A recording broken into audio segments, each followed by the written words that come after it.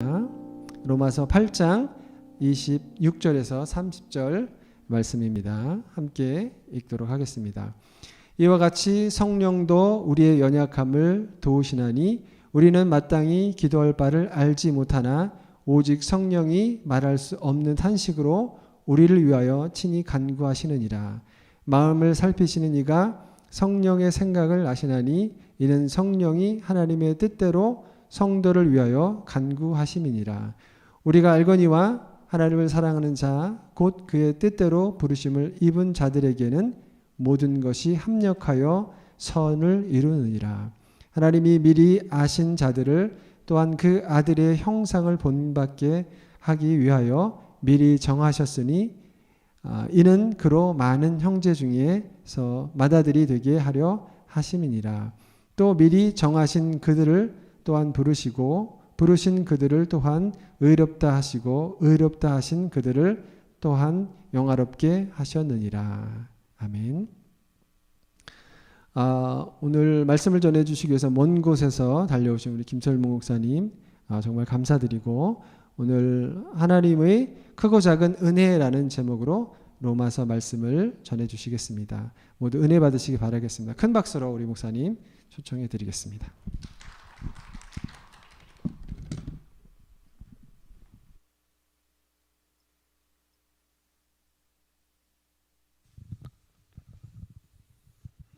예, 큰 박수 감사드립니다.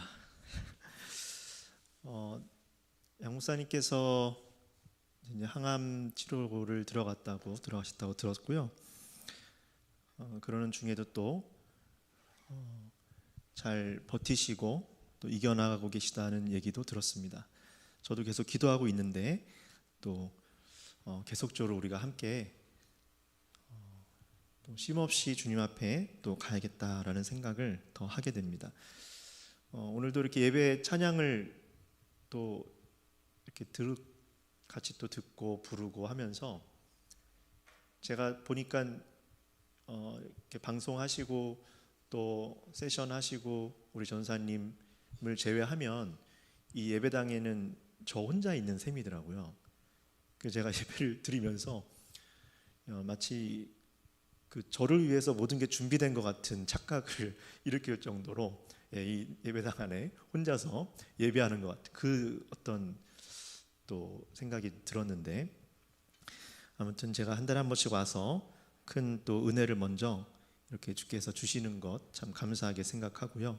또 이렇게 수고해 주시는 모든 분들에게도 감사하게 생각합니다. 한 달 전에 말씀을 전했는데 혹시 기억하고 계신 분은 손 한번 들어주시면 감사하겠습니다.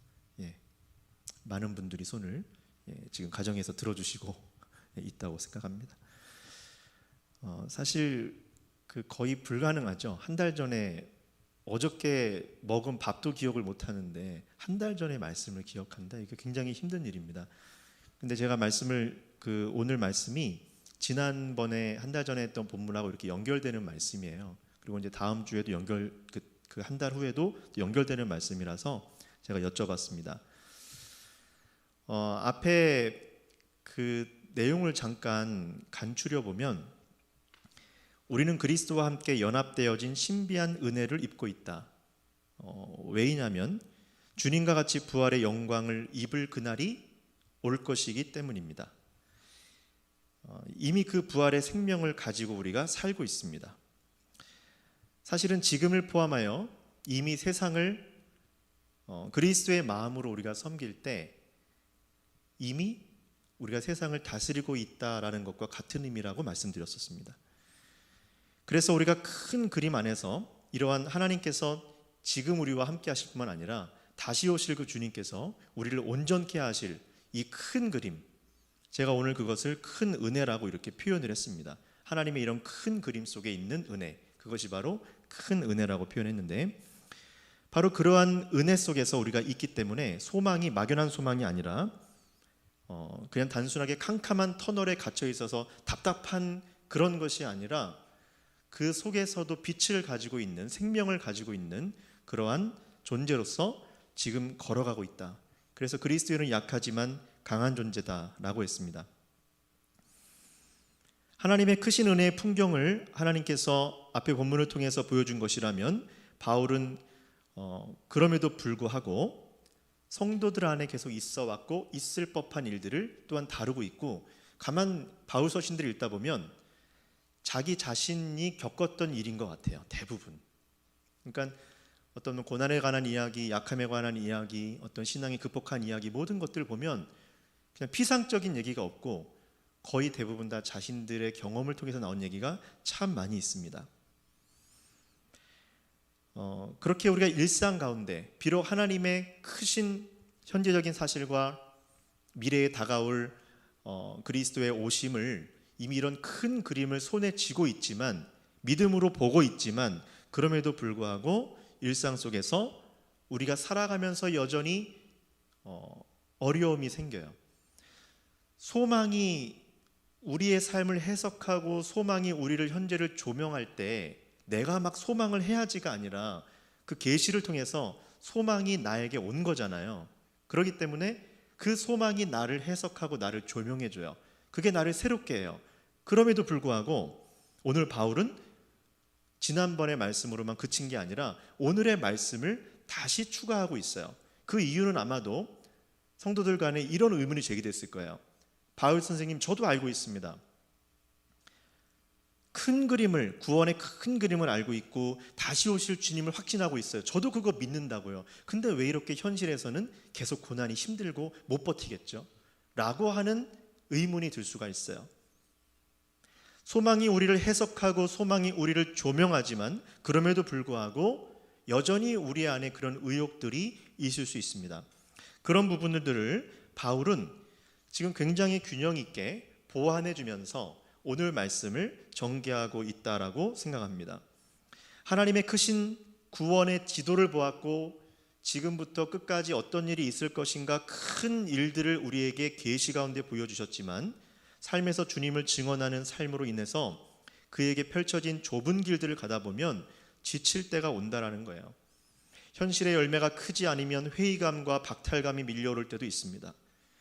이미 청사진을 알지만 그럼에도 불구하고 이렇게 밀려오는 상황들 속에서 어떻게 패배감에 젖지 않고 끝까지 그 길을 갈 수 있을까? 바로 그런 지점들을 오늘 말씀하고 있습니다. 바울은 로마서를 써내려가면서 7장과 8장을 넘어오면서 좀 중요하게 다루고 있는 본문이 있는데요. 로마서 8장 1절부터 8절입니다. 이 말씀에 보면은 제가 한번 좀 읽겠습니다. 그러므로 이제 그리스도 예수 안에 있는 자에게는 결코 정죄함이 없나니 이는 그리스도 예수 안에 있는 생명의 성령의 법이 죄와 사망의 법에서 너를 해방하였습니다. 율법이 육신으로 말미암아 연약하여 할 수 없는 그것을 하나님은 하시나니 곧 죄로 말미암아 자기 아들을 죄 있는 육신의 모양으로 보내어 육신의 죄를 정하사 육신을 따르지 않고 그 영을 따라 행하는 우리에게 율법의 요구가 이루어지게 하려 하심이니라. 육신을 따르는 자는 육신의 일을, 영을 따르는 자는 영의 일을 생각하나니 육신의 생각은 사망이요 영의 생각은 생명과 평안이니라. 육신의 생각은 하나님과 원수가 되나니 이는 하나님의 법에 굴복하지 아니할 뿐 아니라 할 수도 없습니다. 육신에 있는 자들은 하나님을 기쁘시게 할 수 없느니라. 율법은 바울이 하나님의 법이라고 부르죠. 근데 하나님의 법인 율법은 우리를 비춰줘요. 우리를 조명해줘요. 그런데 바울은 뭐라고 얘기하냐면 그것은 마치 거울과 같다. 그것은 우리의 시커먼 얼굴을 닦아줄 수 있는 물이 아니라 거울이기 때문에 비춰주는 용도는 되지만 씻겨줄 수 없다는 거예요. 그래서 예수 그리스도의 그 피만이 우리의 시커먼 우리의 죄악들을 씻겨줄 수가 있어요. 바로 이렇게 그리스도께서 우리를 통해서 행하신 일, 바로 그것이 우리의 연약함으로 할 수 없는 일을 하셨다고 되어 있는데, 여기서만 끝나지 않고 성령의 생각과 우리의 생각이 얼마나 대립되고 있는지도 말씀하십니다. 즉 그 뜻을 실제로 이루는 근거를 마련하시고 이루어 주셨지만 그거를 우리의 일상에서 지속적으로 이루어가고 온전케 되기 위해서는 성령의 지속적인 교제가 필요하다는 것이 로마서 8장의 흐름입니다. 어떤 분은 이제 그렇게 물으시더라고요. 그럼 어떻게 교제하는 거죠? 성령님과 어떻게 교제하는 거죠? 근데 저는 이렇게 다시 한번 질문을 해볼게요. 여러분은 남편 혹은 아내하고 혹은 아이하고 혹은 결혼하지 않으신 분들은 친구들하고 어떻게 교제하고 있습니까? 이렇게 한번 생각을 해볼게요. 한 집에 같이 있지만 어떤 분들은 남남인 것처럼 있기도 하죠. 예. 특별히 좀 아이들이 이제 크면 어릴 때는 친밀하지만 어느 순간 방에 들어가 있으면 제가 뭐 하는지 잘 모를 수도 있고, 그러니까 상당히 같이 있지만 같이 있는 것 같지 않은 관계를 할 수도 있어요. 근데 어떤 또 가정들은 상당히 또 친밀해요. 이거를 뭐 예를 들어서 몇 가지를 이렇게 말해주는 사람도 있습니다. 저녁을 꼭 같이 먹어야 된다. 뭐 적어도 일주일에 몇 시간은 대화를 해라. 막 이렇게 지침으로 줄 수도 있어요. 근데 여러분 잘 생각해 보세요. 진짜 가정이 친밀한 가정들은 그런 지침이 필요합니까? 안 필요합니까? 안 필요하지 않아요? 이미 하고 있잖아요. 그리고 정해져 있지 않지만 정해진 것보다 더 잘하고 있을 수도 있어요. 그러니까 실제로 보면 하나님과의 교제라고 하는 것이 우리가 말씀과 기도를 통해서 우리의 삶을 통해서 되어지는 과정인데, 잘 보면 저는 믿음이 자라가시는 분들은 그런 감각을 하고 있다고 생각해요. 아주 선명하게 뭔가 말씀하실 수도 있겠지만 그렇지 않아도 그게 무슨 의미인지를 깨달아가는 과정. 근데 이제 이러신 분들도 있죠. 뭐 생일이 됐는데 뭐 아내한테 내가 자기 선물이야, 뭐 이런 얘기를 하면, 글쎄 이게 신혼 초에는 통할지 모르겠는데 이게 뭐 한 몇 년 살고 한 10년만 넘어도 이렇게 얘기했다면 이딴 얘기를 함부로 했다가는 뭐 밥도 얻어먹지 못할 수 있죠. 그러니까 그냥 내 마음을 알아주겠거니 하고 모든 거를 이렇게 대상에게 맡기는 것은 잘하는 행동이 아니라고 생각해요. 교제라고 하는 것은 하나님이 그냥 모든 걸 다 그냥 아시니까 나는 아무것도 하나님한테 할 게 없겠지라고 생각하는 것은 사실은 잘 보면 관계에 대해서 되게 무지한 것이 아닌가 싶을 때가 있습니다. 그런데 오늘 성령께서 우리의 연약함을 도우신다라는 말씀을 해요. 우리는 마땅히 기도할 바를 알지 못하나 오직 성령이 말할 수 없는 탄식으로 우리를 위하여 친히 간구하신다라고 말씀합니다. 먼저 성령이 탄식하신다라는 말씀이 있고 우리가 연약하다는 말이 있는데요. 근데 사실 그 탄식한다는 말을 생각을 해보면 언어라고 보기에는 탄식한다는 말이 좀 어울리지 않죠. 그러니까 탄식은 좀 비언어적인 느낌이 좀 강합니다. 제가 어렸을 때 저희 집에 같이 있었던 한 가정이 그 초등학교 2학년 아이가 트럭에 치여가지고 이렇게 이제 죽음을 맞이한 경우가 있었어요. 근데 제가 초등학교 3학년이었는데 저는 처음 그때 사람이 운다라는 게 되게 무서운 일이구나라고 느꼈어요. 일주일 내내 정말 이렇게 표현하면 맞을 것 같아요. 그러니까 짐승처럼 부르짖었다라고 생각할까요? 그러니까 울부짖고 탄식하고 하는 그 느낌이 제가 처음 경험하는 그 아이의 엄마에게서 느끼는 거였어요. 아주 무서울 만큼의 깊은 슬픔. 말을 하지 않았어요. 그냥 울고 그냥 탄식하고 그런 거였어요. 일주일 내내. 거의 낮밤 없이 그렇게 했지만 저는 거기서 무서울 만큼의 깊은 슬픔을 느꼈고요. 그것이 굉장한 슬픔과 그리움의 언어라는 생각이, 아픔의 언어라는 생각이 들었습니다.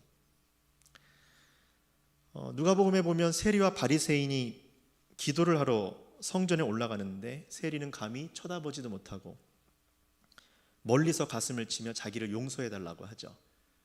바리새인은 굉장히 긴 기도를 하지만 세리는 그렇지 않았습니다. 저는 탄식한다라고 할 때 이렇듯 아주 가슴 아프고 이러한 것도 탄식이에요. 성령께서 연약한 우리와 함께 탄식한다고 할 때 우리의 그런 상황들을 아실 거예요. 그런데 또 좀 다른 면에서의 탄식도 한번 생각을 해봤으면 좋겠어요. 제가 그 주중에 이제 학원을 이렇게 운영하면서 같이 교회 사역을 병행하고 있는데요. 그러다 보니까 뭐 이렇게 이제 상담하고 이런 일이 많아요. 그러니까 뭐 교회도 그렇고 학원도 그렇고 거의 뭐 일주일에 거의 매일처럼 있는 일이에요. 누군가와 뭐 그런 얘기들을 항상 안 할 수 없는 저의 어떤 그 책임이 있습니다. 근데 저에게도 굉장히 어느 순간 좀 피곤함이 누적되는 때가 있어요. 그러니까 제가 누구한테 가서 이렇게 도움을 막 청하기는 쉽지 않거든요. 아마 뭐 대부분의 목사님들이 그러실 거예요. 하지만 저는 늘 이제 어떤 어려움을 듣는 입장에 있다 보니까 어떨 때는 내가 크게 해결해 주는 것도 아닌데도 그냥 계속 그 얘기를 듣고 그 얘기를 나누는 것만으로도 때로는 어깨에 짐이 막 쌓이고 뭔가가 이렇게 누적이 되고 막 그래요. 그래서 카톡이나 전화가 항상 이제 많이 오는데 이렇게 오면 어쩔 때는 그걸로부터 좀 도망가고 싶을 때도 있어요. 좀 꺼놓고 싶다 이런 느낌이 들 때도 있어요. 제가 이제 믿음이 약한 탓이라고 생각이 됩니다. 근데 이제 이번 주에 한 몇 주 동안이 아이들 시험 기간이라서 시험 기간에는 굉장히 좀 바빠요. 뭐 거의 새벽에 자야 하고 또 아침에 눈 떠서 준비할 것도 있고 하기 때문에 상당히 이제 피로감이 누적되는데 한 아이가 이제 찾아와서 얘기를 하는 거예요.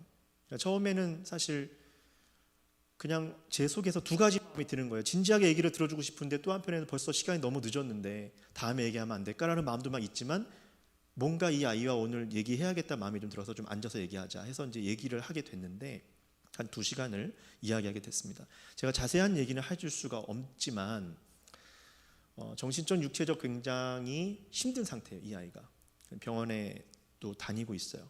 근데 제가 예전에도 여러 번 얘기를 하고 했지만 그날도 역시 얘기를 하지만 제가 해줄 수 있는 게 너무 없는 거예요. 근데 그날 하나님이 감동을 주셔서 이런저런 얘기들을 하고 하나님의 말씀도 나누고 이렇게 그냥 시간을 잘 보냈습니다.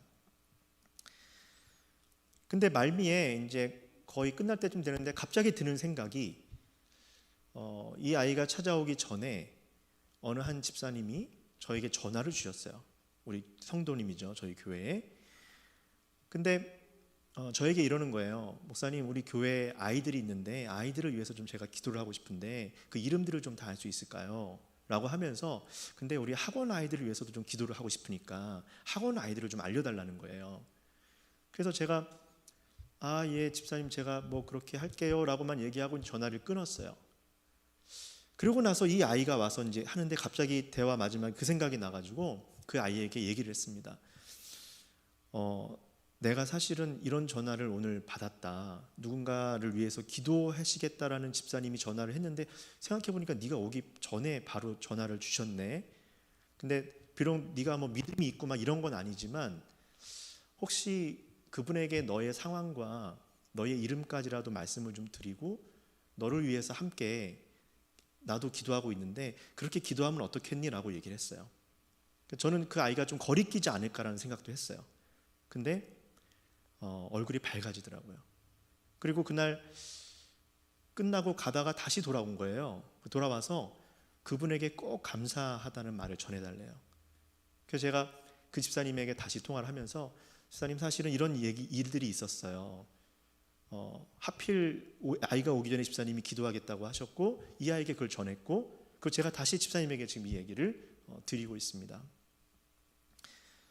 사실 제 어깨에도 굉장히 짐이 있었고 이 아이를 만나는 순간까지도 내가 너무 피곤하고 지금 그러니까 좀 피하고 싶었어요.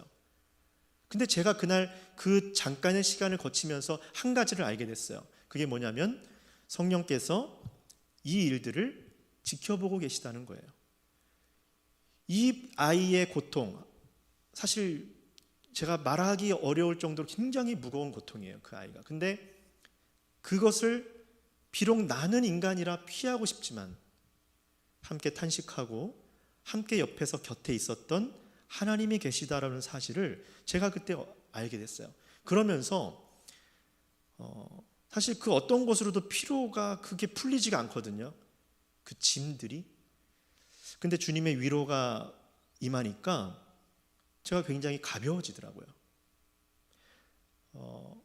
어찌 보면 우리의 무거운 짐의 원인이 내가 쉬지 못해서, 내가 뭐가 어때서 이라고 여러 가지 원인을 댈 수 있습니다. 사실 그것도 다 하나의 종류일 수 있어요. 근데 제가 그날 깨달은 것이 뭐냐면 내게 진짜 필요했던 하나님의 위로에 대해서 내가 관심을 두지 않았다는 거예요.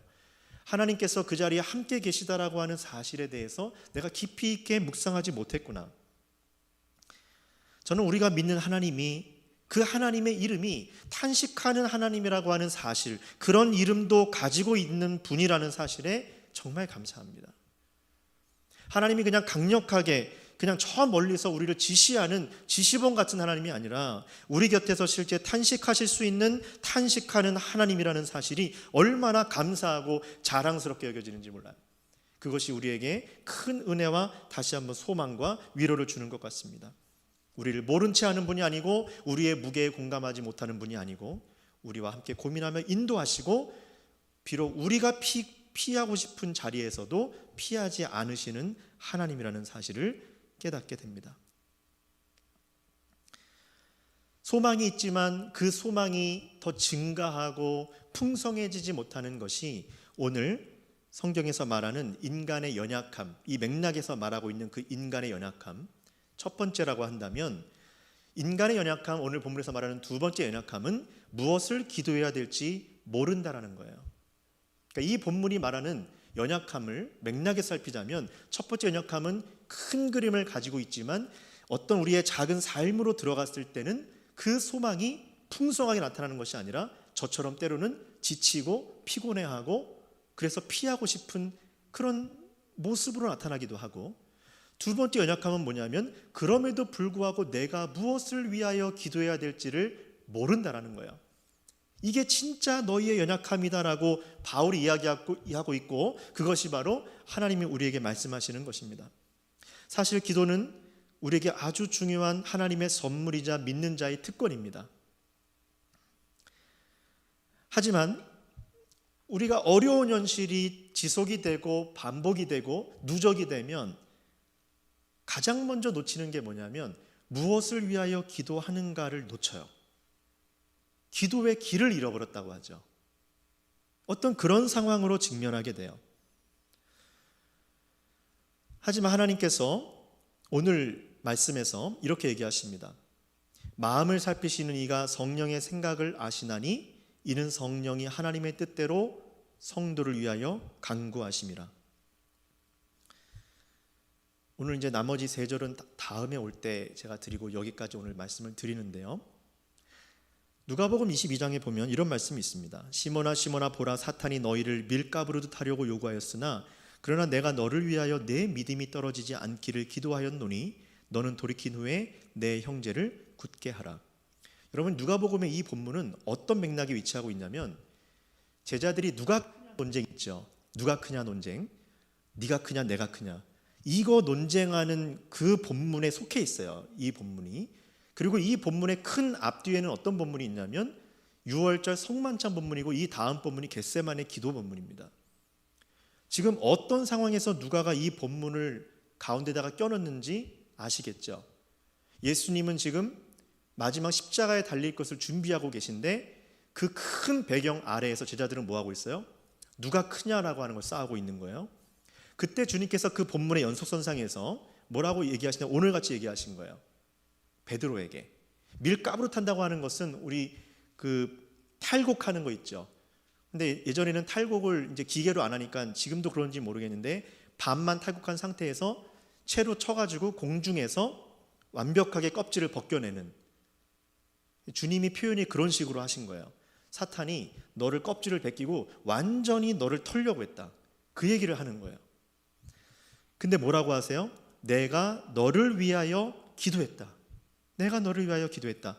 그리고 뭐라고 기도했다고 하십니까? 내 믿음이 떨어지지 않기를 기도했다. 그러면 여기서 베드로는 아마 두 가지를 몰랐을 거예요. 하나는 뭐냐면 예수님이 기도를 자신을 위해서 하셨다는 것을 정확히 몰랐을 거예요. 두 번째는 뭘 몰랐을까요? 주님이 기도한 기도의 내용을 몰랐을 거예요. 그러니까 두 가지를 모른 거예요.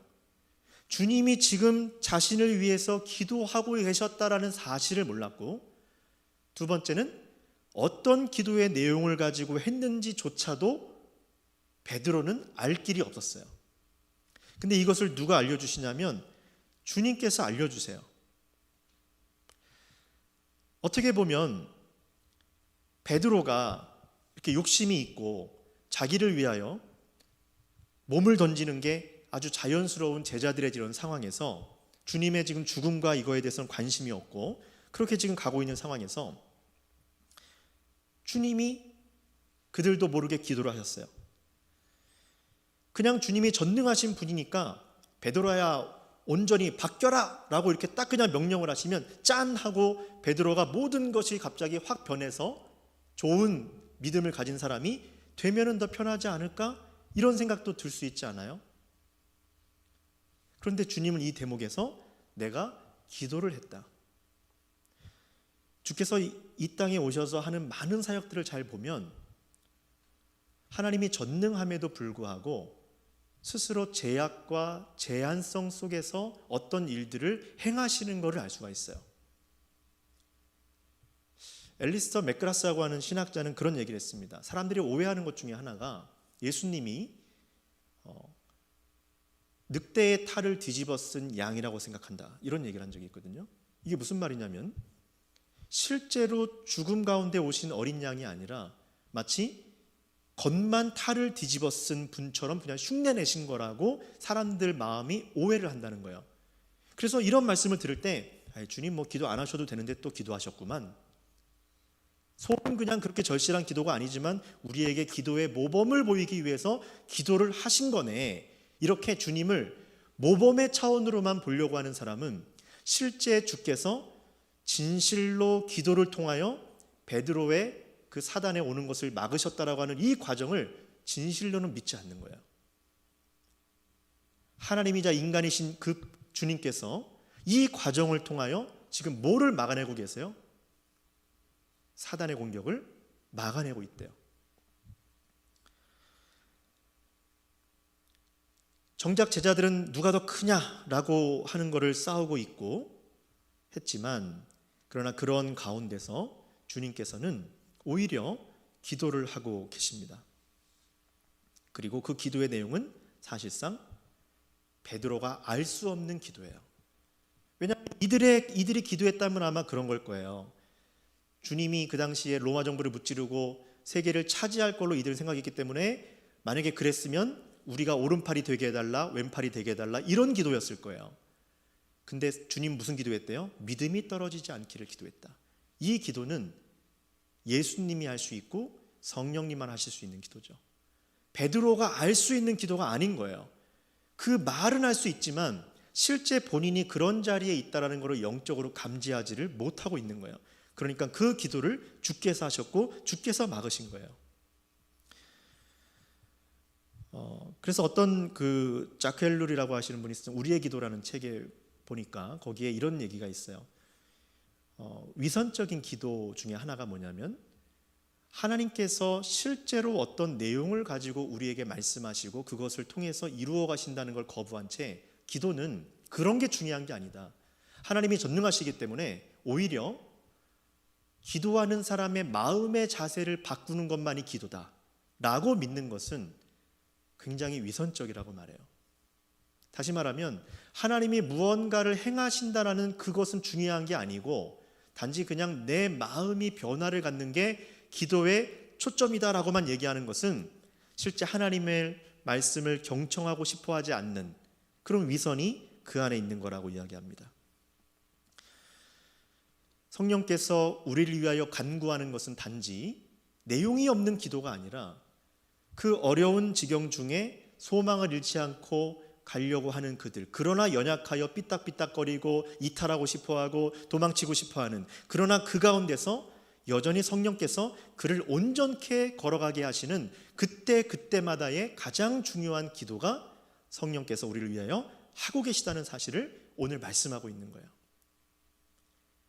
여기서 마음을 살핀다고 할 때 그 살핀다는 것이 이렇게 보통 짐승들을 추적할 때 냄새를 맡다 바짝 쫓다 이렇게 사용되던 단어더라고요. 그리고 인간 세계 안에서는 어떤 걸 수색하다, 찾아내다 그런 거예요. 그러니까 우리의 마음을 살핀다라고 하는 것은 굉장히 아주 깊이 보는 거예요.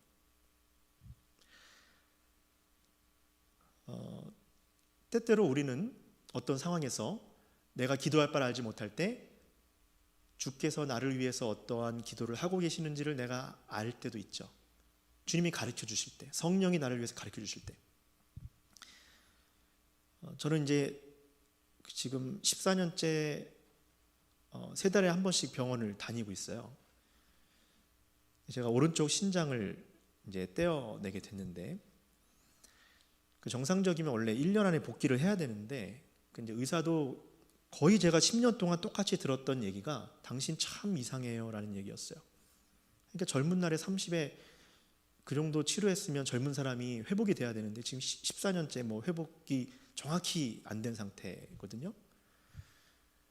그래서 병원을 다니는데 제가 이제 양 목사님 수술 받으신다고 생각하면서 그때 이렇게 수술 받고 했던 그런 때가 이렇게 생각이 막 나더라고요. 얼마나 아프셨을까?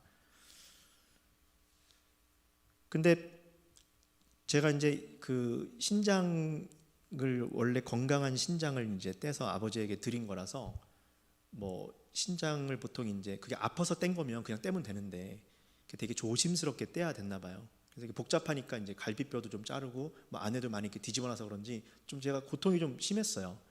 그러니까 아내는 뭐 저한테 이렇게 엄살이 심하냐 이러는데 저는 엄살이 아니라고 생각하는데 예. 그렇다고 뭐 당신도 한번 빼봐 이럴 수도 없고 예, 참 굉장히 한 이틀 동안을 이제 처음으로 어떤 느낌을 받냐면 이렇게 보통 말을 하잖아요. 지금 말을. 근데 사람이 말도 쉼이 있어야 말을 하는 거예요. 보니까 이 배에 쉼이 없으면요 소리가 여기까지 끌어나오질 못해요. 그러니까는 할 수 있는 말이 없는 거예요. 이제 소변줄도 차고 있고 움직이도 못하고 막 그런 이제 상황인데 이틀째 날 너무 힘든 거예요. 너무 아파가지고 이제 누워서 있는데 한 목사님이 오셨어요. 오셔가지고 기도를 해주시는 거예요. 근데 이런 기도를 해주시더라고요. 저를 위해서 많은 분들이 기도를 해주셨는데 되게 명확하게 기도의 내용을 기억하고 있는지는 흔치 않죠. 그러니까 대강은 알잖아요. 우리가 대강은 아는데 명확한 기도 내용을 갖고 있기가 쉽지가 않거든요. 근데 제가 이게 오래된 얘기인데도 저에게 어떤 하나님의 말씀처럼 이렇게 박혀가지고 잊혀지지가 않아요. 이 기도가. 어떤 기도냐면 주님이 형제가 너무 아파하고 힘들어하고 있습니다. 하지만 주님의 고통보다는 작은 고통임을 지금 기억하게 해주시옵소서라는 기도였어요. 여러분 이게 진짜 아픈 사람한테 해야 되는 기도입니까? 여러분 어떻게 생각하세요? 너무 아픈데 그래도 이게 주님의 고통보다 작은 고통임을 기억하게 달라. 근데요 제가 그때 한 가지 깨달은 게 뭐냐면 내 안에 믿음이 있구나 이걸 깨달았어요. 아마 일반 사람이면 그게 지금 한번 누워 보실래요? 이랬을 거예요. 너무 아프니까. 근데 제가 그때 눈물샘이 폭발하더라고요. 그 기도를 듣는데 정말 한 30분 동안 막 참으려고 막 애를 쓰는데 눈물이 멈추지 않는 거예요. 그게 뭐냐면 이미 수술하기 전에 이식 수술은 좀 이렇게 그 여러 절차가 좀 있어요. 복지사도 만나고 그 전에 상담사도 만나고 해서 여러 가지 준비를 시켜줘요 병원에서. 이제 그 이후에도 이제 이식 환자 뭐 가족들은 이제 여러 가지 그런 관리를 해주니까. 근데 그렇게 해서 저도 마음으로도 준비하고 몸으로도 준비가 된 상태고 기도도 많이 했어요. 다시 말하면 우리 오늘 말씀을 말하면 큰 그림을 알고 있었어요. 어떻게 되겠다. 심지어 몇 센치를 찢을 거고 뭐를 어떻게 하고 자국이 어떤 것까지 이미 사진으로 다 확인을 했고 상담도 다 끝났고 하면 어떤 어려움이 있을 거라는 것도 다 알고 있었어요. 근데 막상 그 경험으로 들어가니까 그런 게 다 사라져요. 내가 가지고 있었던 어떤 것들, 그림들, 소망들 막 이런 게 갑자기 막 엉키면서 그냥 빨리 이 자리를 나가고 싶은 생각이 막 가슴에 차오르면서 나중에 아내한테 들어보니까 제가 엄청 짜증내고 그랬대요. 할 말이 없더라고요. 내 모습이구나. 제가 양 목사님 면회 가서는 참 정말 의연하시다라는 생각을 했는데 저는 정말 그러질 못했어요. 그런데 제가 그 둘째 날 이제 잊고 있었던 주님을 이렇게 제게 만나게 해주셨잖아요. 기도를 통해서. 내가 기도했던 말씀들도 생각이 나고 내가 사실 기도해왔던 아버지를 위해서 되게 오랫동안 제가 기도를 해왔거든요. 주님 앞에 잘 돌아오기를. 사실은 그래서 아버지가 힘들 때 그냥 뭐 5초도 고민 안 하고 그냥 제가 그냥 이식할게요라고 얘기를 드려서 했는데 그렇게 기도했던 것들까지도 내 몸 하나로 모든 것들이 다 함몰되면서 참 그렇더라고요. 제가 이제 그런 자신을 주님께서 지금 이 자리에 물론 나의 몸의 건강을 회복해 주시지만 정말 나를 위해서 무언가를 애쓰시고 있는지를 깨닫게 됐어요. 내가 주님 앞에 간절히 기도했던 것, 그리고 내가 사실은 믿음 안에 거했어야 하는데 그러지 못할, 사실 어쩌게 보면 아마 그런 시간들 하나하나가 지금 제가 말한 에피소드들 비슷한 것들이 여러 번 이렇게 좀 있었는데 그런 시간들이 아니었으면 제가 어떻게 보면 저는 그런 것들을 이렇게 딱 신장을 기증하면 그냥 그걸로 회복이 다 되고 끝날 줄 알았거든요. 근데 제가 14년째 지금 병원을 다니면서 계속 신경을 써야 되는 상황이 되더라고요. 제가 예상치 못한. 아마도 하나님께서 주님이 그러한 저를 위하여 어떠한 말씀을 또 어떠한 기도를 하시는지를 저에게 조금씩 가르쳐 주지 않았다면 아마 제 안에 원망이 가득 차고 하나님 내가 이렇게까지 했는데 왜 나를 낳게 해주지 않습니까? 이렇게 아마 했을 거예요. 근데 주께서 이미 그런 과정들을 저에게 조금씩 보여주시더라고요. 아마 제가 인지한 거는 작은 걸 거예요.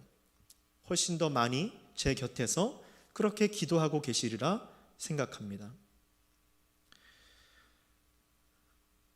그러면서 제가 거의 한 10년 가까이 병원을 가면서 늘 병원을 이제 3개월에 한 번씩 가니까 갈 때마다 듣고 싶은 얘기가 있었어요. 그게 뭐냐면 이제 당신이 다 완치됐다 이 얘기를 듣고 싶었거든요. 그래서 항상 검사를 하면 수치 검사를 하는데 이번에는 수치가 정상으로 나오겠지 이거를 10년째 한 거예요. 근데 그렇지 않는 거예요. 상황이. 어느 순간 그런 생각이 마음속에 이렇게 오더라고요. 비록 의사를 통해서 다 나았다라는 내가 듣고 싶은 소리는 사실 듣지 못했어요.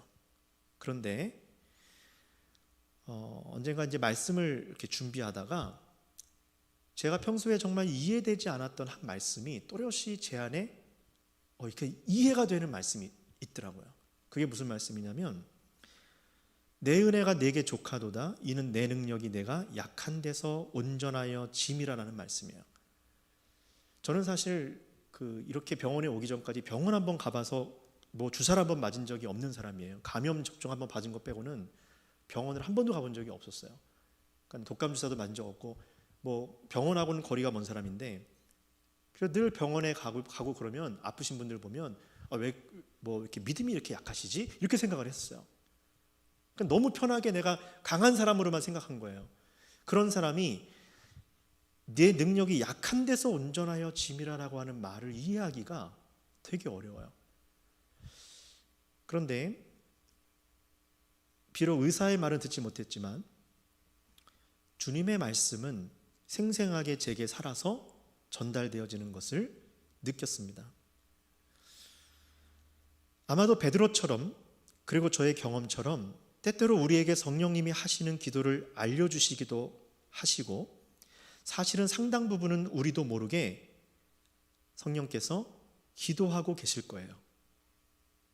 어떤 부분은 저는 기도하고 있는 바를 저희에게 알려주고 있다고 생각해요.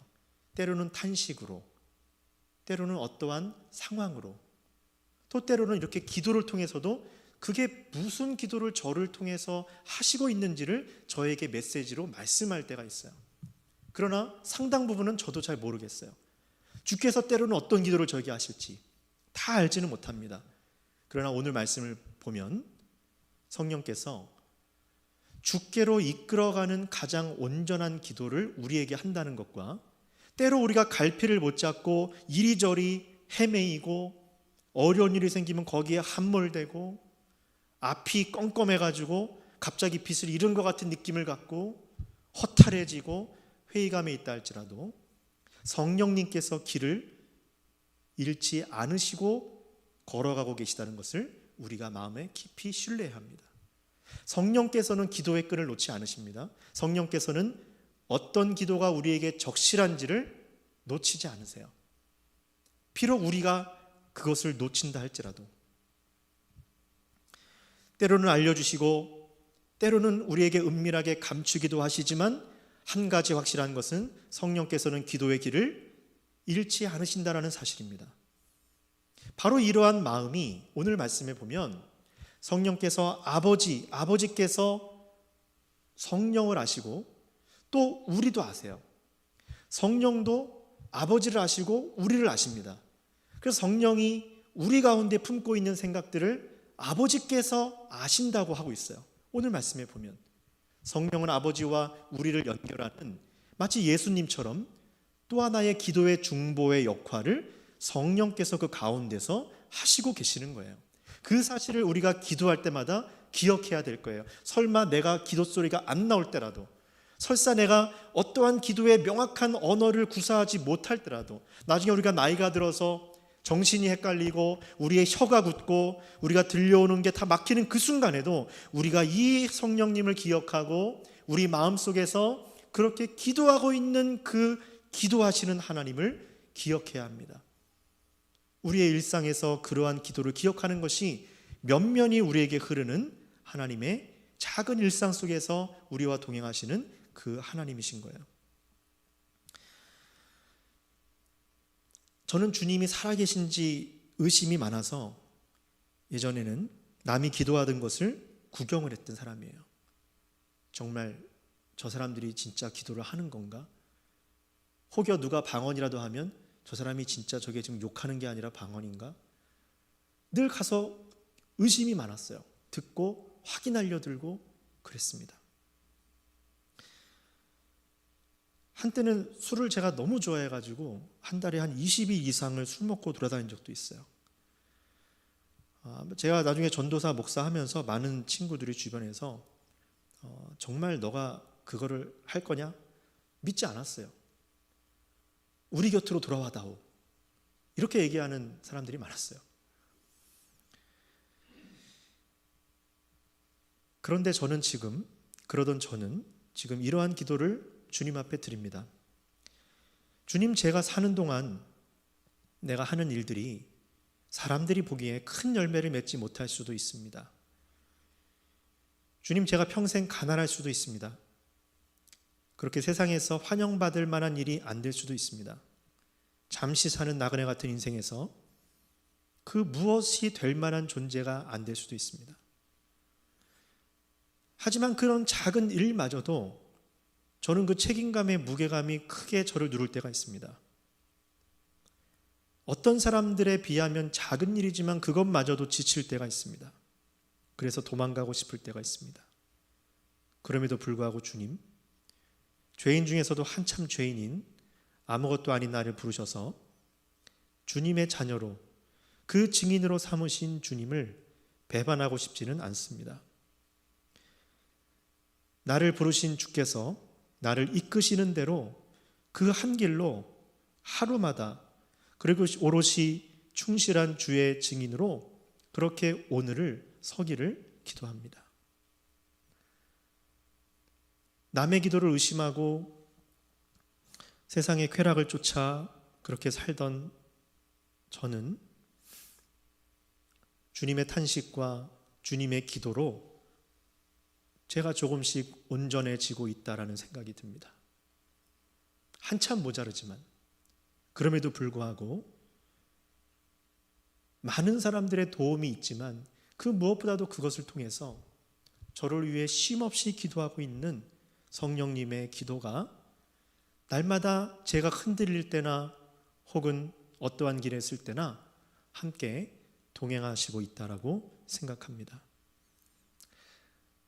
한 주간 또 사시면서 어떠한 순간이 우리에게 있는지 잘 모르지만 오늘 아마 예배를 희망찬 교회와 그리고 저희 성도님들도 같이 드리고 계시니까 오늘은 열합 예배로 드리는 거죠.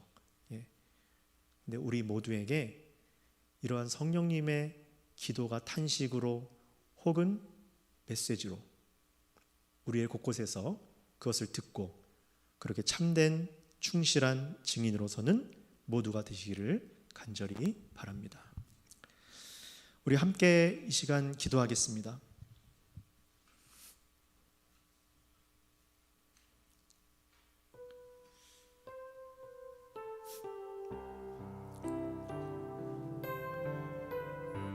성령께서 우리의 연약함을 도우십니다. 마땅히 기도할 바를 알지 못해서 헤매이고 또 갈등하고 도망치고 싶고 때로는 그냥 탄식만 나올 수밖에 없는 상황에서도 성령께서 탄식으로 우리를 위해서 기도하시고 그리고 때로는 우리에게 선명한 메시지를 가지고 간구하십니다. 그 상황에서 우리가 늘 그 성령님이 계심을 알고 어떠한 상황에서도 마음속에 그 하나님의 그 뜻을 저버리지 않는 참되고 진실한 그 길을 끝까지 걷게 해달라고 우리 다 같이 기도하도록 하겠습니다.